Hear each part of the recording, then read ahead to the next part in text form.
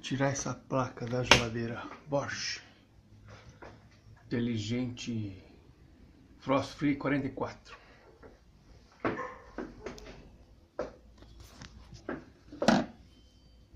Depois que tirar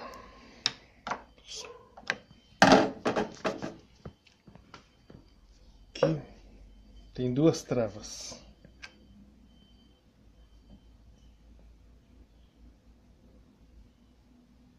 Uma de cada lado, uma deste lado e uma do outro lado.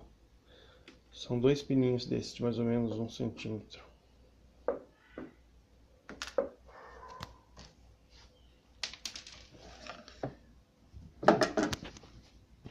Aqui na parte de trás. Força com a chave de fenda. Aí. Saiu esse lado e sai o outro, da mesma forma. Valeu!